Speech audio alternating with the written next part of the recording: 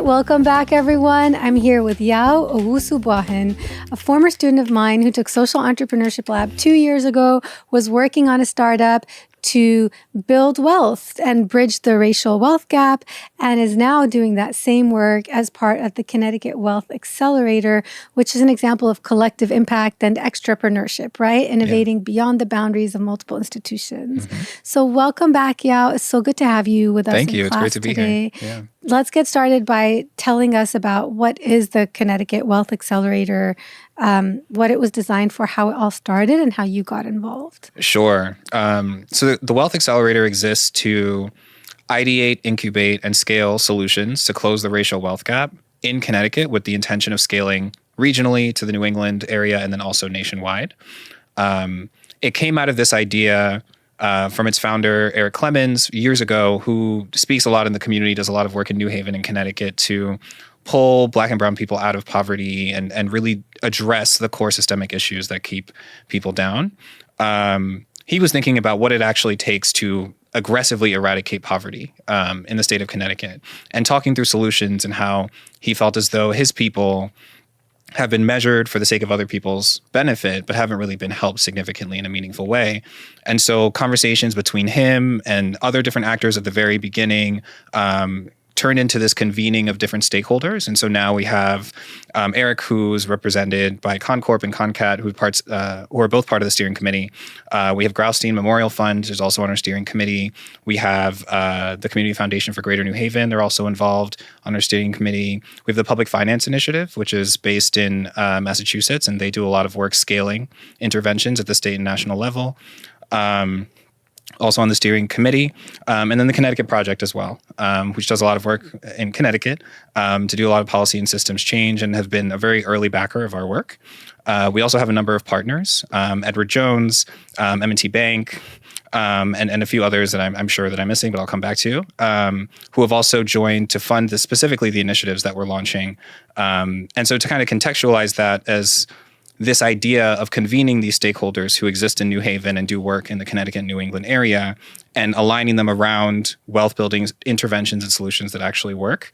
That ideation work happened, call it from 2021, 2022 through up until this year when they reached the point at which it was time to execute. And so that's where I came in. They were looking for someone to come lead the work because they had ideas but wanted to kind of get to an executable intervention. And so I joined as the director in March. And since then, we formally launched the Wealth Accelerator in June and launched our first program called Cash Catalyst in August. So just last month, we actually have a wealth workshop for that program this evening. And so, that's cool. Yeah. So anyway, that's the long and short of it. Happy to go into detail. Yes, I am going to ask you more about the Wealth Accelerator, the Cash Catalyst program, and the Wealth Workshops.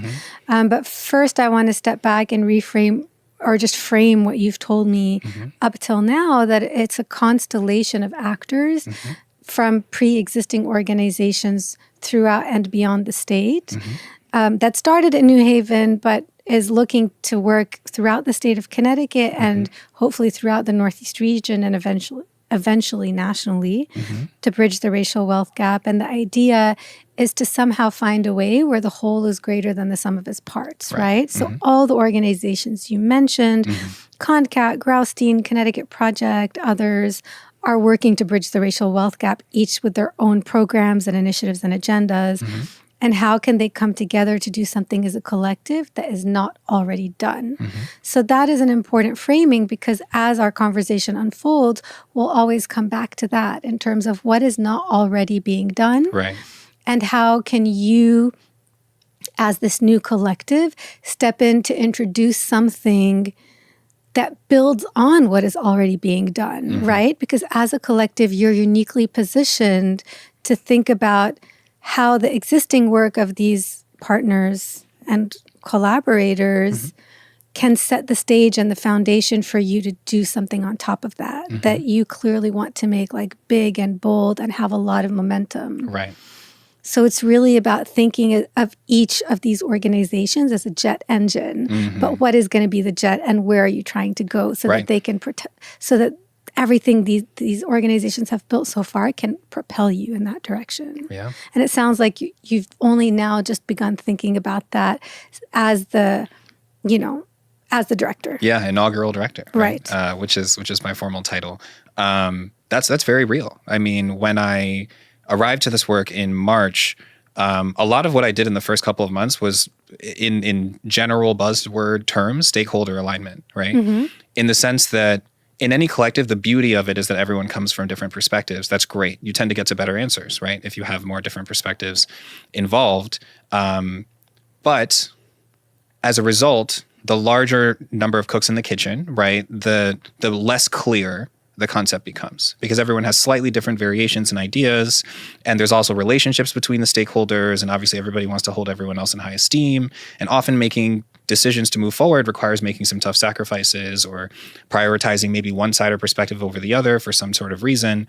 And so that gap I saw was mine to fill, was to show up and be, as you kind of had mentioned earlier today, the backbone, right, of the initiative, kind of the North Star pointing a direction and aligning everyone in that same place. And so a lot of the work in the beginning was getting to that so we could launch the organization publicly and tell everyone in June, we are the Wealth Accelerator. We're doing this Cash Catalyst program. We exist in Connecticut to do this. We care about the racial wealth gap, and we're actually doing and implementing solutions, right? And that kind of speaks to the strengths and the weaknesses of the approach that we're taking as a collective. Our network is incredible because we have these actors brought in from the beginning. And I think that's been transformational, at least in terms of getting that pace going. And now we're at this point where, Cash Catalyst has launched, it's underway. We have 50-ish or so folks in our cohort who are learning financial education concepts, engaging with financial advisors, and will receive, investable capital in a couple of months. And so now it's time to think about next year. And now we're in this place of evaluating and understanding what actually makes the most sense for us in this moment to do what others can't do and do it well and do it in a way that's scalable. I think that is a deep exercise of doing that we're working through right now. And I'm really excited to see where we land. Okay, so it sounds like we need to talk a little bit about how this all is structured. Mm-hmm. But first, I did promise that I'll go back and ask you to tell us about your first product or service, which is the Cash Catalyst program. Sure. So tell us, what is that and how does it work? And why and how was it decided that this is going to be your inaugural service? Right. So the Cash Catalyst program is at its core an accelerated baby bonds program. It exists. So then you need to tell us what the baby bonds program is. Yes, of course. It exists to take the baby bonds legislation that was passed in Connecticut, which states that if a child is born in the state of Connecticut on Husky, which is Medicaid, the state will invest $3,200 on their behalf. And when they turn 18, until they turn 30, they'll be able to take out the accrued interest amount of what that bond will be. At the Wealth Accelerator, we did calculations and predicted it. It could be anywhere from $11,000 to $25,000, but we selected $20,000 as a number that we believe it would be at distribution. And so the Connecticut legislation says, say you turn 18, you get your $20,000. You can use it for one of four purposes. You can either invest in a home that's in Connecticut. You can invest in your education in Connecticut. You can invest in starting a business or investing in a business that's based in Connecticut, or you can invest in your own retirement. And so the Cash Catalyst program simulates the Connecticut baby bonds legislation by selecting 20 folks out of our cohort of 50 or so, giving them the $20,000 today, and then giving them the four criteria of what they can use to invest it in, and then supporting them as they go about building wealth through those vehicles. What we're hoping to learn is it's one thing to tell somebody who comes from a low-income background, you have $20,000, you can buy a home with this. Go forward and do it. It's another thing for that person to say, well, who do I speak to? Like, are there people who can help me get more? Because $20,000 won't buy you a house, right? But it might help you get a down payment. So we're hoping to do things like connect them with first-time home buyer programs, connect them with mortgage lenders, and learn from the process of helping them get from idea to I've received $20,000 to that $20,000 has been invested in an asset to I'm accruing interest and building equity in that asset over time. And what does it actually take for somebody from that type of background to meaningfully turn that money into wealth? And so just in terms of brass tacks, again, 50 or so folks who started in the program, We're randomly selecting 20 of them to receive the cash injection of $20,000. All folks who complete the program, which includes financial education. We have Moneybird as a partner who's provided a digital financial education experience for them. And we also are doing biweekly wealth workshops that I mentioned earlier. So all folks who complete those will receive a $2,000 debt relief distribution. The reason that we are doing that 2,000 is because lots of the scholarship, and Urban Institute is our evaluator on this work, shows that most folks in this area have preconditions for wealth building that need to be addressed. Oftentimes that's debt. So if you have high interest credit card debt at $1,400 and you receive a wealth building opportunity, it might not be effective for you because that debt is holding you back. And so because we can't know at scale what all 50 people are going to do with it, we provide them with this so that we can create the preconditions for that cash injection to actually be useful. And then, after we've given out each of those 2,000s, we select the 20, and then we follow them on their wealth building journey. Some will buy homes, some will start businesses, some will invest in their retirement, some will go to further their education. And we're working with Urban Institute to document and study the effects of this to see if we can inform the legislation implementation that will happen. Because in the 2040s, they'll be distributing over $200, $300 million per year in payouts for this program. And we want to make sure that there are structures in place to make it effective. Okay, so I'm going to take a step back and recap for our listeners, and then you tell me if I got anything wrong. Sure. So there are a lot of baby bonds pilots across the nation, but Connecticut is the first state that went beyond just testing out this new idea to actually creating a law. Yes. Where anyone who is born on Medicaid, which is in Connecticut is called Husky. And I learned today in class when we were talking about this that Medicaid has a different name in each state. And in Connecticut, it's called Husky because the University of Connecticut's mascot, Yukon, is a Husky, right? The type of dog. So anyone who's born on Husky in Connecticut, as soon as they're born, a bond is created automatically by the state, right? The Treasury, of $3,200. Yes. That then grows over time until that person is 18, and that person gets it in cash when they're 18. They receive, so that's a great point that you pointed out. The way the legislation is written, they are entitled to the funds, but they apply to have those funds directly given to an institution. So if I want to buy a home, I tell Connecticut, I'd like to buy a home. Please send the funds to this mortgage lender or this institution, and the state will send it on their behalf. So it can be used, you mentioned there are constraints on what they can spend it on. So it can be used directly to pay for a down payment or for tuition or to start a business or what was the fourth one? Your retirement. Or to put in a Roth IRA or some kind of retirement account. And the theory of change behind this legislation is that if you're born on Medicaid or on Husky, you don't have that generational wealth. Right. So you already are behind others. And this will help you kind of keep up in making the decisions when you're 18 that may help you build generational wealth so that your children aren't born on Medicaid, right? So it's an investment in the person and in the future of the state. That's kind of what seems to justify it in both like a moral and economic sense for a state to put money into this. Yes. And so because it sounds to me like this collective, the Connecticut Wealth Accelerator, chose to have their first offering related to the baby bonds because this is something unique about Connecticut. It's the only state that has legislated it. And so your question that you're posing is, okay, how can we work with this as a unique selling point of Connecticut and make sure we really see results? Right. How can we accelerate the wealth that is built through all this money that's going to start being implemented next year? Right.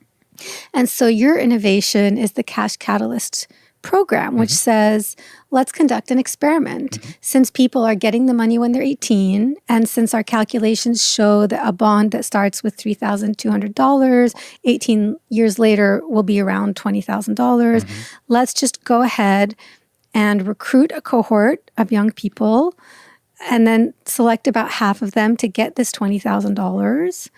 And then add an extra bonus that we've conceived of, which is, since you can only spend the $2,000 on these 4 areas, we're actually going to give you an even more bonus of having debt relief, right? Because you might have wanted to spend that money on like a medical situation or a debt or something. So we're going to give you $2,000 to just spend on whatever you want.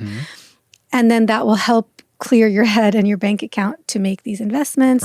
And we're also going to help you understand how to deal with this money, what are the financial vehicles and institutions that are available to you, and how you might make decisions about what to do with this money Right. through the wealth workshops that you mentioned. So did I capture it correctly? Well, yeah, excellent. What results are you hoping to see with this? And how are you hoping it will inform the future implementation of Connecticut baby bonds? Yeah, I'm really glad you asked that question. So I will say there's kind of two sides of the learning that's happening here. There's a formal evaluation study being conducted by the Urban Institute, who's our partner in this work. And so they're doing, on the simplest level, snapshots. So imagine asking folks about their financial situation, assets, liabilities, disposition towards the banking system, investments, how they feel, which financial products they even know exist at the beginning, and then asking the same thing at the end of the program and seeing what the change might be. Things like your credit. Did your credit meaningfully increase? Because let's say we gave you the $2,000, you cleared all your credit card debt. Did that meaningfully increase your credit? And so there's that side of the evaluation that's happening. I think at the 10,000-foot view, though, what I'm really excited about learning is what it actually means to turn the capital into lasting and sustainable wealth, which we're not necessarily going to get from surveys. I think that a lot of that is going to come out of the hard work of trying to get someone who wants to buy a home to eventually get through the really arduous process of purchasing one and signing the papers and then continuing to make the mortgage payments afterwards. It's difficult to tell from where we're sitting now what those lessons will be because nobody's really tried to do that at scale before. And so that's what I'm really excited about. Now we have partners like mortgage lenders. We have partners with first-time homebuyer programs. We have a couple of accelerator incubators who can help the small business folks. We have, retirement account providers who are willing to support. So, we have the supports in place. But again, it's one thing to make an introduction. It's a whole other thing to do the paperwork and sign. Just to give you a couple of data points, there's a couple of pilots, as you mentioned, that are doing the same work across the country. There's one happening in St. Louis where they gave out their baby bond of $20,000 to some folks 2 years ago. And even still today, there are some folks who received those funds who have not invested it because they don't know what to do. And this is a big decision for them. And they want to make sure they make the right choice. And so they might feel some way one day, then they might switch and feel a different way the other day. And that kind of speaks to this. If you just say you have the funds, will that meaningfully turn into wealth? Well, probably not if they don't feel comfortable enough investing it. Research from when this has been done internationally showed that outreach was also a big barrier. Folks who turned 18 and were eligible for their baby bond internationally, many of them just didn't take it out because they either didn't know it existed, they didn't trust the system, they weren't sure what to do with it. There were all sorts of reasons. And so it didn't turn into meaningful wealth. And so that's the kind of learning I hope to get from this work. It's hard to predict, but in the end, when we take a minute and step back, we'll be able to say, okay, on average, sure, the credit went from this number to this number. Average debt levels went down from this number to this number. I think that's meaningful. But something like, 75% of people, I'm making this up, 75% of people who live in LMI neighborhoods and need to buy a home need to meet once a week with a financial coach to go through every single step of that process, or they don't purchase the home. That's a great insight, right? That says something like, you've passed this legislation. You also should likely, if you want it to turn into wealth, pass some sort of legislation that provides access to maybe that kind of weekly coaching, right? And so, again, I don't know that that's what it will turn out to be, but I think going from idea to pragmatic, detailed answers is really what I hope we can do here. And you're providing both financial and non-financial support. Yes. And your hypothesis is that the non-financial support is as important, if not more important, as the financial support. Tell us more about what non-financial support you're providing. Yeah. So just speaking a bit about the wealth workshops. And anything else. Yeah. So just to kind of frame the wealth workshop curriculum. So it's biweekly. One of the things that we thought about as we were putting together this financial education is I think I would be remiss, I think the whole sector would be remiss if we can honestly say with a straight face that folks living in poverty or low and moderate income folks don't know how to budget. I think that's not true.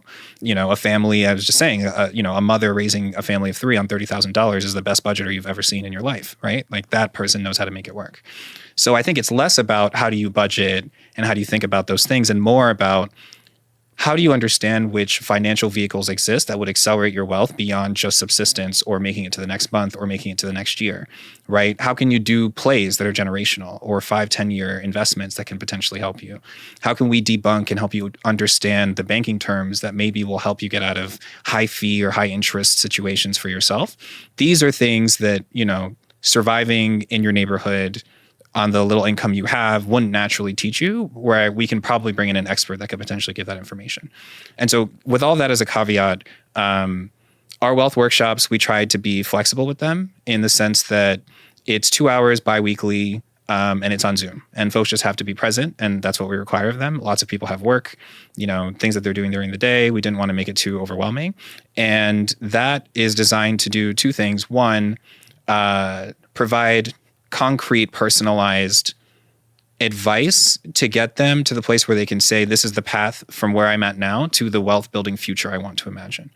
And something that stuck out to me in our orientation is we asked folks, if money weren't a subject, what would you do? Right? And we got all sorts of answers. But what I noticed was a few people said they just didn't know. And that really stuck with me, because what that showed me is it's hard to even visualize the end point from where you're sitting if you've never had a frame of reference for that. And so part of this work is saying, no, like, you can be there. Really visualize what that looks like for you. Okay, let's make concrete plans to get there, to make it real. And so the wealth workshops, in my opinion, are a success if folks can write down their assets, their liabilities, their income projected over time and say, I want to get to this point, and this is what it looks like to get there. And we've hired a financial instructor who will help kind of guide them through that. In addition, there's the Moneybird app that I mentioned. Moneybird works with a number of the pilots doing baby bonds across the country, and they're helping with things that are maybe less personal. So how do you understand different types of investment accounts? How do you understand different types of debt and how useful they are? So more like classroom type things, but in an asynchronous way for them to learn. And then beyond that, we host ad hoc info sessions. For example, we're thinking of putting together an investor Q&A, because we realized that a lot of the cohort is really excited about investing. One of them was even talking about crypto and how he's really excited about it. And so we just want to get them real financial experts who can help them understand that a bit better. So that's wraparound service. And then we're also investing in mental health providers who are on staff, or not on staff, but around, that we can use to connect people. We're partnering with Elm City Communities and United Way of Greater New Haven. They have access to benefit navigators as well as housing providing solutions for some folks who may be experiencing homelessness in our group. And so there's a whole host of things that we're working on, and I realize I'm kind of going through them all, and it gets longer by the day. But the idea is that we want to provide the universe of what could be helpful so that we can come out with a roadmap of what turned out to actually be helpful. And that's what social entrepreneurs and innovators do, right? Like the government is not going to sit here and test out all these different things to figure out what people need to benefit the most from their baby bonds. But that's what you as a collective can do, is provide these services. And over the years, as you continue to provide them, figure out what's working and what's not, so that the government can then adopt them, right? So, okay, now that we have a clear vision of what it is that you do, let's go back and talk about how this is structured. So we've talked a little bit about collective impact on this podcast in the past. Last season, we had someone who's working on youth substance use in Staten Island who is managing a collective impact project. And I'll refresh our listeners' memory about how collective impact specifically can be structured. So there are 5 characteristics or conditions that help organizations when they come together to formalize a collective impact initiative. One is a shared agenda, which in this case is bridging the racial wealth gap. 2 is shared metrics, like you as a collective are accountable for specific metrics that you're hoping to achieve that demonstrate that you are making progress toward your agenda. That's not attributable to any one of the organizations, but to the collective. 3 is mutually reinforcing activities. Like, it's not just coordinating and communicating what you're already doing, but creating new plans and strategies like the Cash Catalyst. 4 is constant communication, which none of this can happen without.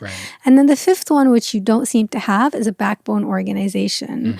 So you can't just have all these organizations collaborating and coordinating as a coalition without someone whose job it is to make this work. And up till March, there was no person who was the backbone. Now it's you. But is it enough to have one person as the backbone, or does there need to be a separate organization who is the backbone for this collective impact initiative? And that's how it usually works. There are many collective impact initiatives in the U.S. There's a website called Collective Impact Forum where people can see examples across sectors. Now, that's just one way of doing it. Of course, there are many other ways of working collectively. An example I shared in class was Catalyst Now, which initially was called Catalyst 2030 because it was founded to accelerate progress towards the Sustainable Development Goals, Right. which are due in 2030. And it doesn't have such a specific structure like what I just shared. It's more of a distributed entity, like a constellation of actors around the world working towards the Sustainable Development Goals with different governing councils and steering committees to help them all communicate, create an enabling environment, collaborate, etc. And I think that's what you've been like up till now. So I'm just wondering, you're still early on in your position as director, but how do you see the Connecticut Wealth Accelerator as potentially evolving from, to what degree, and how do you see evolving from this constellation of actors to a more formalized backbone organization? Yeah, I mean, I think that's inherent to what we're discussing right now. As a group, just to put people, and again, to contextualize what I arrived to, it was indeed a collective impact situation. There were these different stakeholders. Again, everyone has their own perspective, which is informed by the rich and important work that they're doing in their communities, and then trying to come to a larger idea of what things are supposed to be. And I believe I was brought in because they noticed that backbone was missing. Right. And so I always say this, I came and I kind of made it my job to become that. And I started small by kind of convening and moving towards decisions a bit quicker, accelerating the pace of things. You know, I like to use strategies like opting out versus opting in. So an example is, we could have a brainstorm discussion about what something could be, or I could present 2 to 3 ideas of what it could be. We can align, no problem. We can align on which one makes the most sense and then iterate on that, right? And you still do discussion, but you come to something and a decision much faster. And so that was kind of how we got from kind of the inertia to movement. And since then, we've managed to move at an incredible pace. We launched the Wealth Accelerator itself to the community in June. We launched the Cash Catalyst program in August. And so we're moving at a pace. And now the Wealth Accelerator to me is unrecognizable from what it was before I arrived. And so that's kind of what's prompting this, okay, now that we know that we, ideate, incubate, and scale wealth building interventions to close the racial wealth gap, we know what our values are, we know what, our vision for what this might be.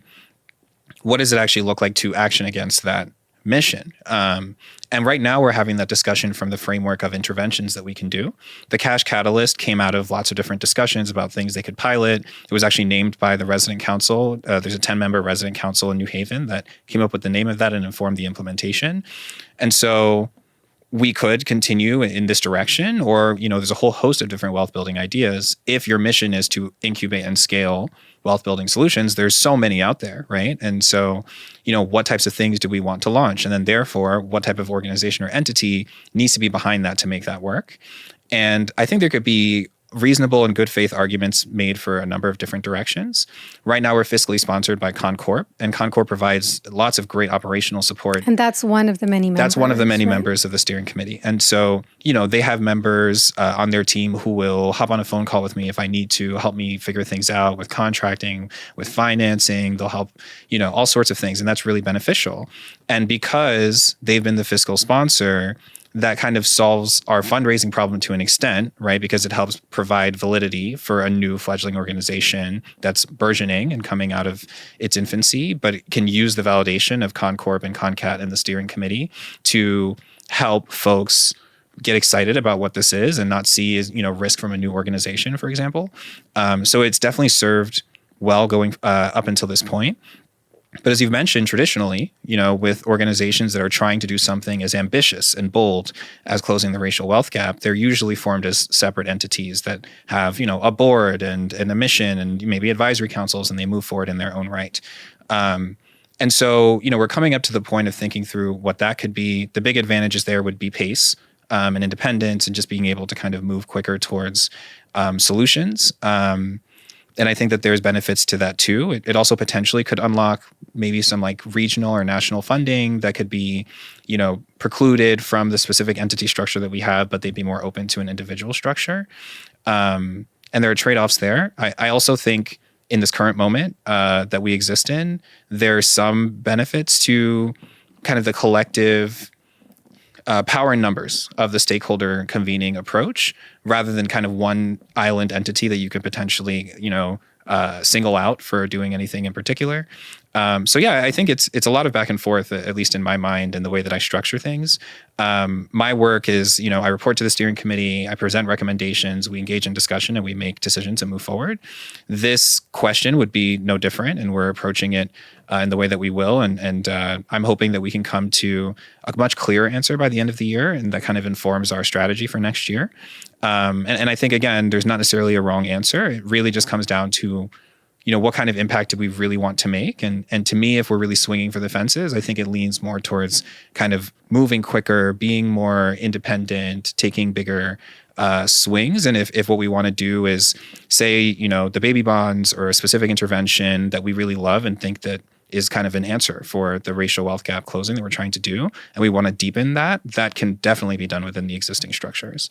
And so it's kind of two questions. There's the how do you structure it? But how do you structure it comes from what are we really trying to do? And I think in my capacity as director, I've helped focus us towards what are we really trying to do? And I think we're 80-90% there, but that last 10% will really make a big difference as we figure that out in the next few months. Exactly. There is a wrong answer. We just don't know what it is yet. Yes. And the answer depends on having clarity on what are we trying to achieve and how, right? Are we going to focus on the Cash Catalyst program and maybe one or two similar things that help baby bonds work? Right. If yes, that's a really specific scope of work and the structure suits it just fine. Right. Are we going to actually try to be like not only statewide, because right now it's mostly New Haven, right? But also potentially regional and national and help multiple states with their baby bonds or maybe other things. This isn't the Connecticut Baby Bonds Accelerator. Right. It's the Connecticut Wealth Accelerator, right? And one of the things that we were talking about on our way to the podcast studio was your feeling about urgency, right? And about meeting the moment and about the racial wealth gap in Connecticut being 11 times, right? In terms of like white people have 11 times more wealth than Black people. Right. And this is increasing over time very rapidly. So it kind of sounds like what you're suggesting isn't really going to make a dent. What you're doing already isn't really going to make a dent in the problem. And you personally have a sense of urgency to do something bigger and bolder. So tell me more about your thoughts about that, about like meeting the moment. Of course. No, I'm glad you brought this up. So a little bit of context about me. I started my career in consulting, and then I was a tech entrepreneur. And then after that, I was an accelerator director. So I've spent a lot of time working with the private sector, business executives, entrepreneurs, people who are thinking deeply about private sector problems and watching and learning from how they go about solving those problems.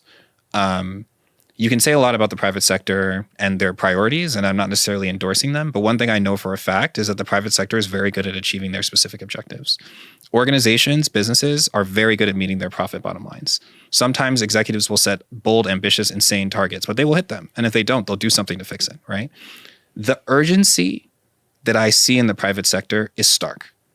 And it's why the companies are so profitable, so efficient. It's why our GDP grows as fast as it does, because the incentives are so strong for them to solve the problem in their mind, which is we need to grow X% per year or whatever their goal is. Since I've kind of gotten involved in this impact work, I don't know that I see that same mindset here. And the reason I say that is because to me, if General Electric wants to make, a 5% revenue growth in a year, they'll hire, 10,000 people, task them with the thing, take a big swing, and if it doesn't work out, it's a complete meltdown at this the shareholder meeting. But we in the impact space look at something like the average white family having $110,000 to $120,000 in wealth, and the average Black family having $10,000, and that tracking down to zero in the next couple of decades. And then our answer is we have found a discrete housing or food problem in this specific neighborhood, and we want to do this intervention of this much money to specifically change this, right? That's great. I think that's wonderful. I love all the different disparate community efforts that are being done. That's what your existing members are already doing. That's what that's what people are already doing is discrete, personal, interventions to try to make real change where they are on most of the time. And I think that those things are incredible. I don't want to disparage that approach.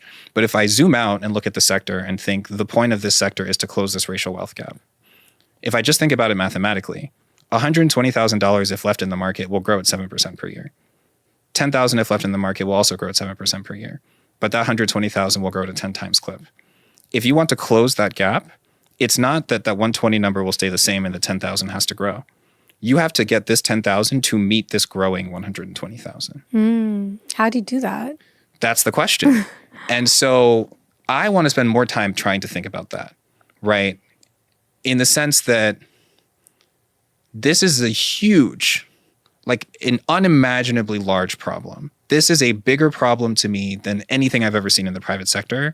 And I worked on Fortune 50 engagements with executives. I have never seen anything this big and difficult.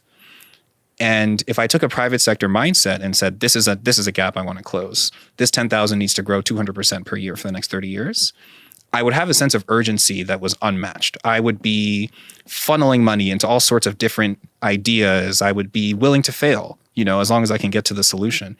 I'd be taking big swings because I know that I can't get there without trying really hard. And I see us trying on a micro level, but I don't think that we as a space are having the hard conversations about this 120 is growing. Like, what pace are we growing this one? Are we ever going to get there? Are we making meaningful change? Are the efforts, interventions we're doing really going to move, close this gap, right? And I think if we were saying we're not going to close the gap, but what we really want to do is increase it by 20 or 30%, I think what we're doing would make a ton of sense because it is going to increase it by 20 or 30%. Is that the idea that the 20,000 will do that? I think the idea is that potentially, I think that the 20,000, if done correctly, like an example I could give is if someone takes 20,000 and they do a first-time homebuyer program that provides some sort of matching amount, and then they do another program through the state, you can use that to put probably $100,000 down payment on a home. And that gets you into that home and probably your mortgage is the same as your rent. So now you're in a great place of building equity. That family is probably 30 to 50% better off in 10 or 20 years, right? That's great. I think that's incredible. So in a few generations, it has caught up.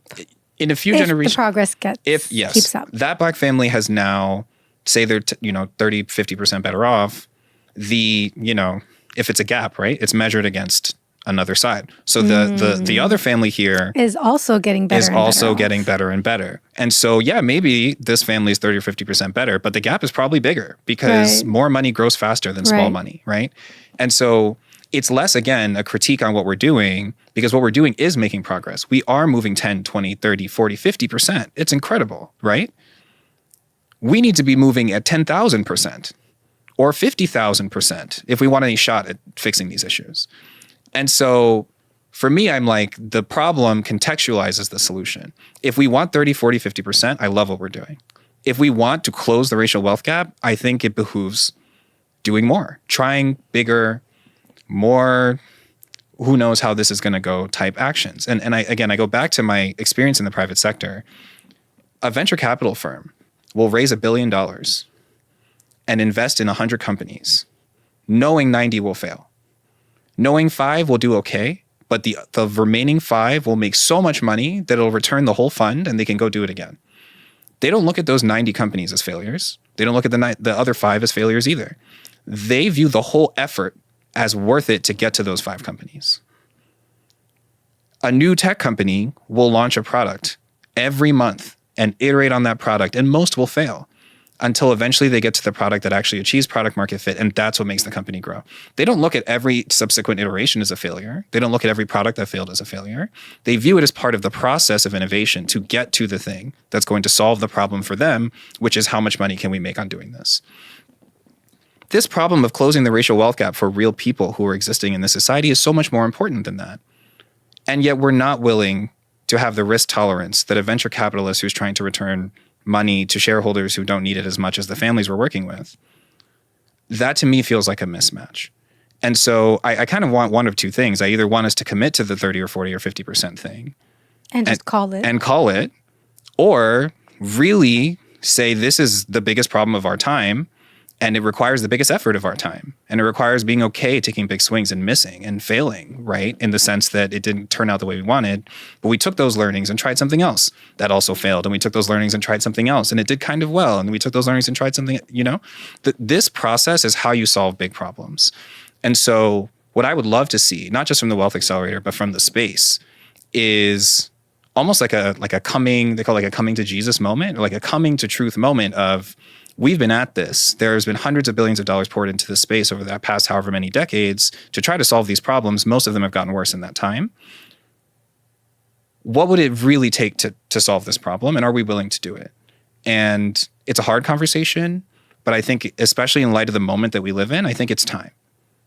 So it needs more urgency, it needs more risk, and more it probably urgency, needs more resources. More risk and more resources, yes. And one of the other things that Connecticut has that's distinctive from other states, in addition to the baby bonds legislation, is there's actually a lot of money. So I never knew this, but when I was doing research for a case, I found out that Connecticut is technically the wealthiest state in the nation, even though there's this huge racial wealth gap and disparity.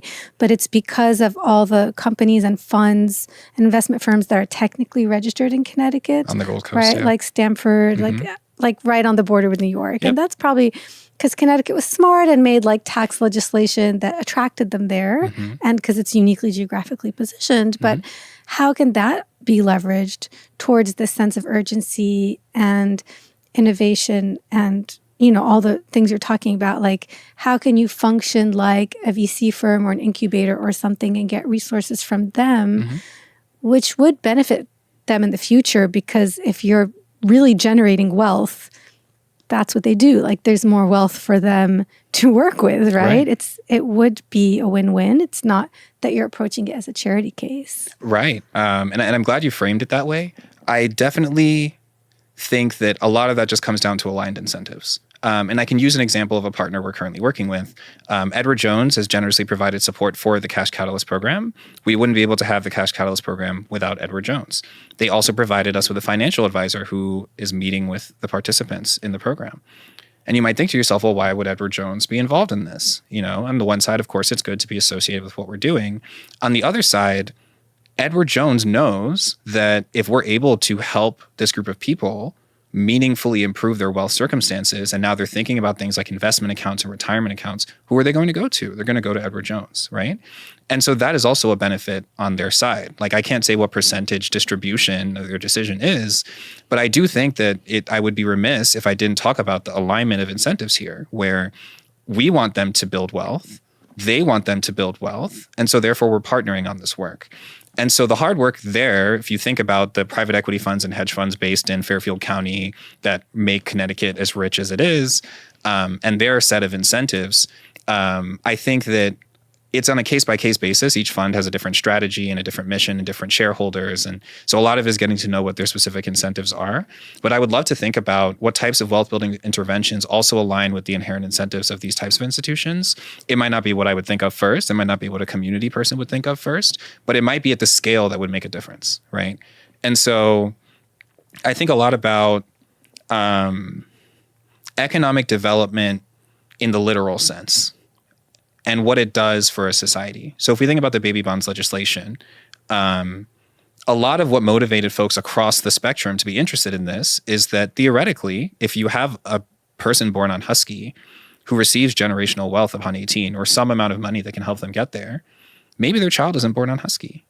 Husky is expensive for the state. Everybody wins. Yeah. So if this meaningfully improves the wealth of those people, the Connecticut also wins. And so Connecticut is excited to invest in this. And so that maybe that angle is interesting to a fund manager who wants a certain amount of, I don't know, what Connecticut looks like to them. They want it to look a certain way. They don't like the idea of all these programs, et cetera, that exist.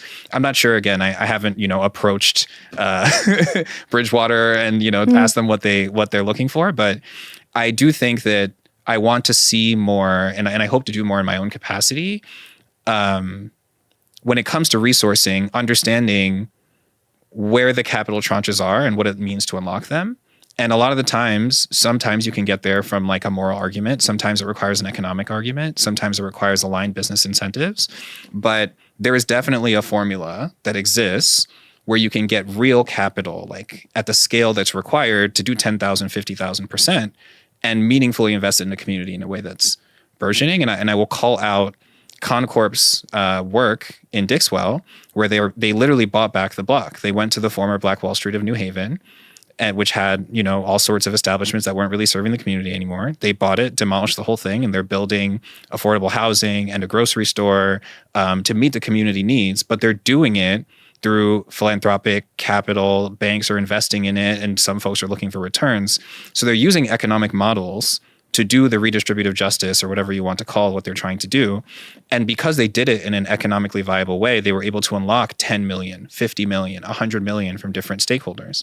And so I'd like to see more of that thinking in this space with people, to think about, okay, we're trying to get the 15, 20,000 kids or babies born on Husky each year, make that the adult population. We're trying to get them to build their wealth. To do that, we need, it probably is a crazy number, call it like 100 million or 100 billion or something. I'm just making numbers up. And where are we going to get that from, and what do we need to do? And this is not an example I think folks would always think of, but OpenAI was founded as a nonprofit to do ethical AI development. It had a nonprofit board. They started to realize that to execute their mission, they would need to invest trillions in data centers. They didn't say to themselves, oh, well, to get trillions as a nonprofit is just not going to happen, so we need to stop. They said, we will form a for-profit entity and we will go around the world fundraising. And that's what they did. And now they have however many 100 billion from the state, lots of international entities are invested in what they're doing. I'm not co-signing their approach, but I am saying that they looked at the capital that they needed, understood the requirements to receive that capital, and then created the incentive structures to get that capital to do what they wanted to do.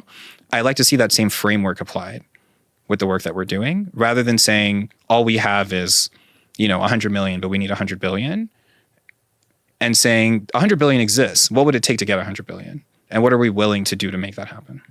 So it sounds like you want to take bigger risks and bolder actions. Mm-hmm. And it sounds like there are either safe bets that no one has implemented yet, mm-hmm. since we have this gap still existing and growing, right, which might be the case. Mm-hmm. And so you should just find those what they safe bets are. Mm-hmm. Or if there aren't, and if it really requires testing new things that people have not tested before, mm-hmm.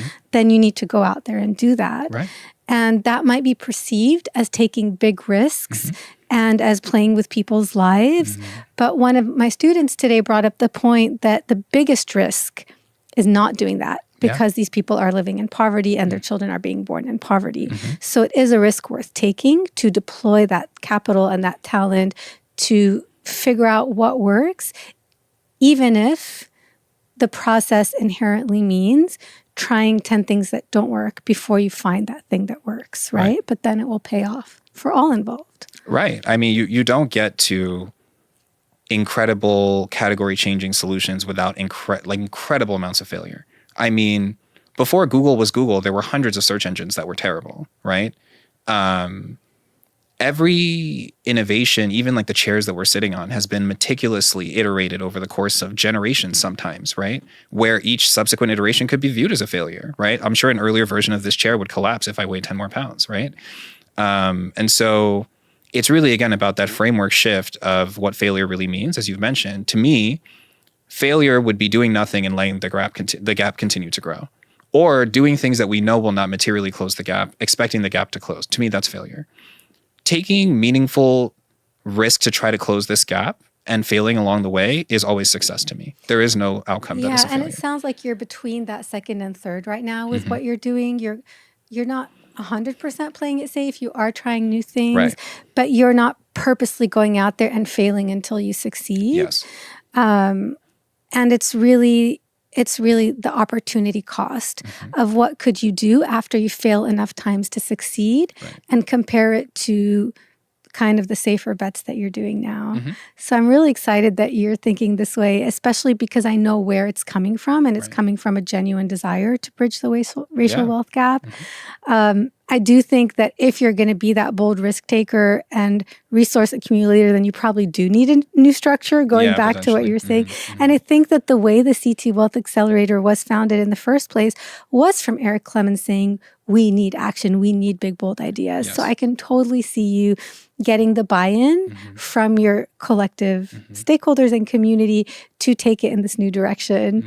And I feel like I'm allowed to say, like, you're my student. I'm allowed to say, you need to go out there and do this, whether it's through CT Wealth Accelerator or something else. Right. Like, if you have the conviction, then you need to go out there and get those resources, and whoever's on board can come along for the ride. So I totally support that. I'm really excited about your vision. I hope it can take place through Connecticut Wealth Accelerator. I think that it probably can, because the people who formed it and who recruited you, that's exactly what they wanted. Sometimes in some ways it helps to have all these diverse stakeholders kind of forming the foundation on which you're flying and launching. And sometimes in some ways it can hold you back because you have a lot of people that need to make decisions and reach consensus.